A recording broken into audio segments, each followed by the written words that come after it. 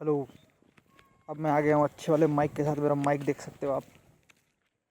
तो अब मैं ज़ोर से बोलूँ या धीरे से भी बोलूँ, आवाज़ थोड़ी सी अच्छी आनी चाहिए। यप, मेरा नाम है आशीष और एपिसोड नंबर वॉटेवर में आपका स्वागत है। हम डिस्कस करेंगे आज प्रायोरिटीज़।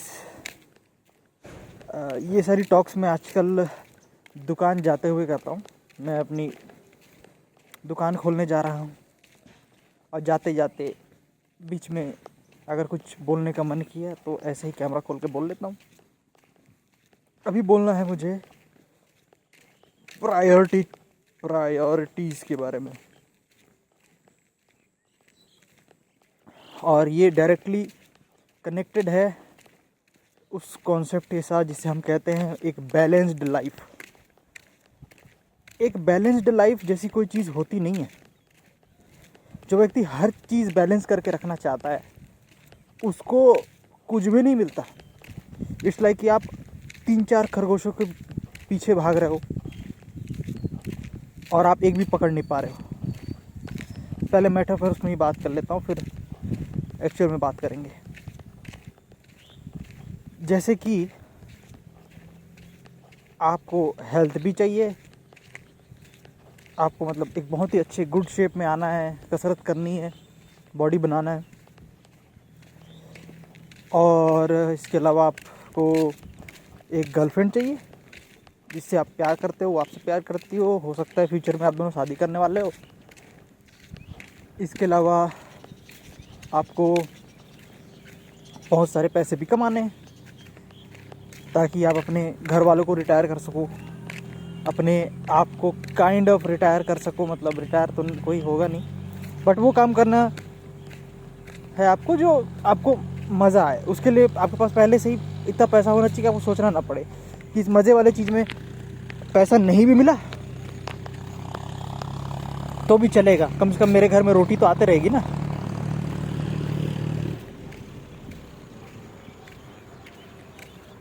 तो वही मैंने 3 चीज़ें बताई, और चौथी चीज़ हो सकती है कि आप जिस भी भगवान से दुआ करते हो उसके लिए कुछ कर पाओ अपने भगवान के लिए, या अपने भगवान के साथ कुछ कर पाओ। चैरिटी वगैरह करनी है आपको, जो कि बहुत ही अजीब सा शब्द है। इसके अलावा आपको करनी हो, क्या करनी हो, आपको अपने भगवान की कम्युनिटीज़ में जाना हो, हाँ, आप मंदिर में रहना चाहते हो, आप अपनी स्पिरिचुअल जर्नी शुरू करना चाहते हो, आप अपने आप को जानना चाहते हो, भगवान कौन है, क्या है, कैसा है, उसके बारे में आपको स्टडी करनी है।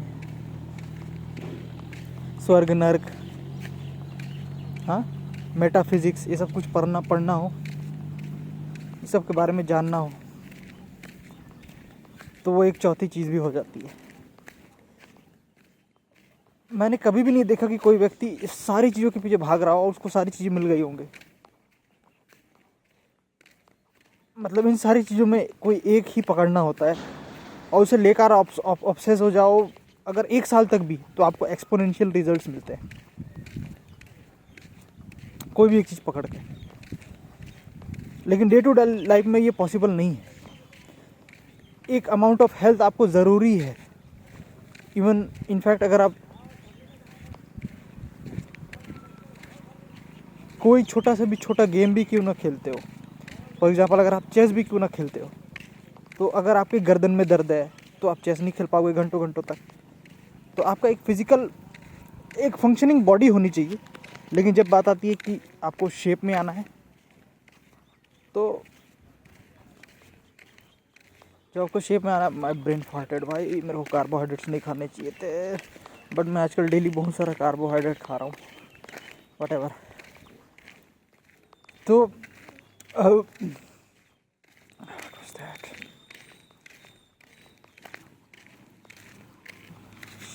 तो इन 3 चीज़ों के पीछे मैं भी भाग रहा हूँ। अच्छा शेप में भी आना है, और अच्छे पैसे भी कमाने हैं, और अच्छे लड़की से शादी भी करना है। इन सब में मैंने सबसे ऊपर अभी पैसे को रखा हुआ है। इसीलिए जैसे कि आज की बात है, मैं आई थिंक 7 घंटे या उससे कम सोया हूँगा। लेकिन उसके बाद भी मैं उठने वाला था 6:30 यानी 6 बजे, लेकिन 6 बजे नहीं उठ पाया तो 7 बजे उठा। 7 बजे उठा तो अब मेरे पास 2 चॉइस थी, या तो मैं एक्सरसाइज कर सकता था या तो मैं अपने बिजनेस पे काम कर सकता था। तो मैंने चुना बिज़नेस को, क्योंकि अभी मेरी प्रायोरिटी वही। इसका मतलब ये नहीं कि मैं कसरत बिल्कुल ही नहीं करूँगा, मुझे ज़रूरी है कि 10 से 12 स्क्वाट्स मैं दुकान में ही मार लूँ, बट एक फुल फ्लेज वर्कआउट करने का अलग ही मज़ा होता है और उसी से आपका मसल्स में ग्रोथ आता है। देन अगेन मसल्स में ग्रो करने के लिए आपको डाइट भी होना, पर मेरी डाइट तो ऑलरेडी ख़राब है, बॉडी बिल्डर के हिसाब से तो ख़राब ही है। तो इसलिए अभी मेरा प्रायोरिटी पैसा है, और उसके बाद मेरा फोकस होगा अच्छी बॉडी बनाने में, और उसके बाद फिर मैं फोकस करूँगा